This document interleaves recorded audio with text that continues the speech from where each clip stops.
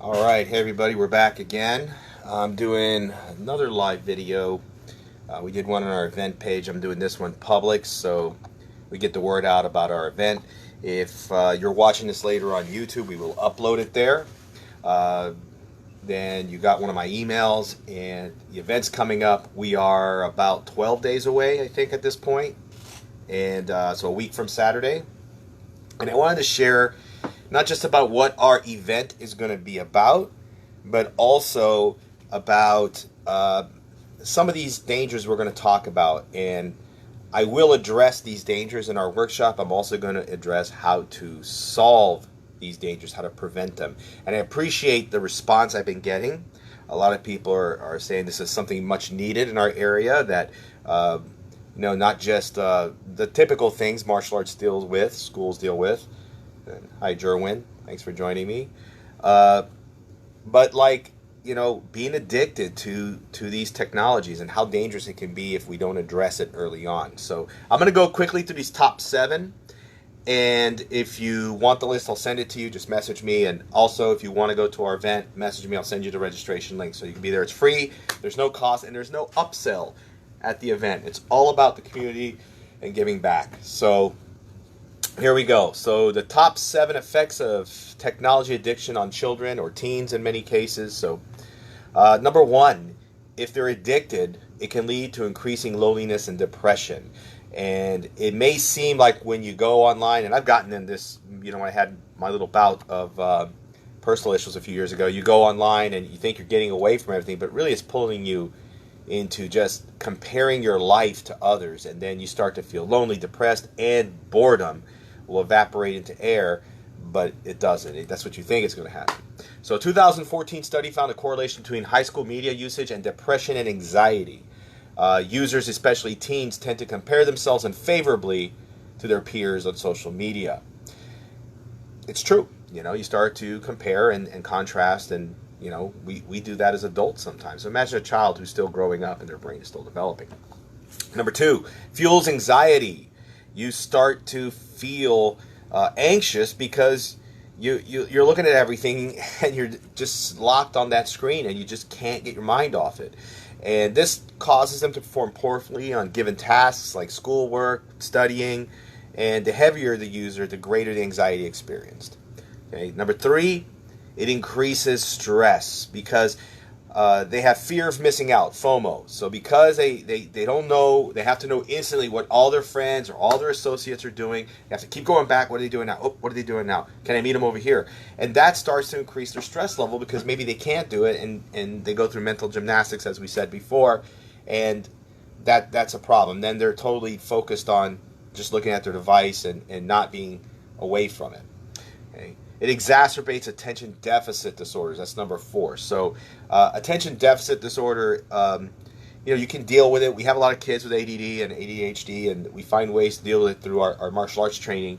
But when you're constantly on an electronic device, and the reason why children with attention deficit disorder can focus on the device, we talked about in a previous video, is the instant reward gratification kind of thing. On those games and apps, like as soon as you hit a level, it boom, instantly gratifies you. So the attention span doesn't have to be very strong on there. And what that does is then it kind of reverses all the work you've done, and then their attention problems get worse, or they go back and relapse into the issue they had before. So we got to make sure we kind of keep that in mind. Diminishes your ability to concentrate and think deeply, or creativity. And I've seen this in my classes when you've had children who were totally absorbed in their tablet, and when they were in class, it wasn't just that they weren't physically fit, they just couldn't imagine changing the punches and the orders and the kicks because their creativity was diminished by looking at this device, which does all the creativity for you. You hit a button and your character does all these other cool moves, so it can diminish that. And the beauty about physical training is you start to lengthen your neural pathways, and you start to actually to be creative and think differently and more artistically, and that's important. So art and performing arts are very important to children's lives. Disturbing your sleep. Yes, the more you're on, we know about the blue light, it kind of keeps you up. I had that issue a few years ago. I noticed I was not sleeping well, so I had to kind of diminish my time at a certain time at night so I wouldn't get absorbed into that. And then what happens is, if they're not sleeping well, your child's not doing well in school, they're not going to do great in school, they're not going to socially interact because they're always tired. So we've got to make sure that they're not disturbing their sleep by being on their social media or devices too long. And the last 7, it encourages self-absorption. And this is interesting. A United Kingdom study found that people who spend a lot of time, and we said this, if it's more than an hour, so an average seemed like 5 hours. If they're spending 5 hours on social media, at least they're negative. They start to develop negative personality traits like narcissism. They snap endless selfies. They post all their thoughts all the time. And there's a little confusion here, and this is where I kind of deal with it. I post a lot all day, especially on Instagram with stories. And you've seen my Facebook posts. You're getting this live video. But it's all related to my brand, my studio, what I do for a living. And I think these young people, they misunderstand when they look at their social media personality that they worship and they look at.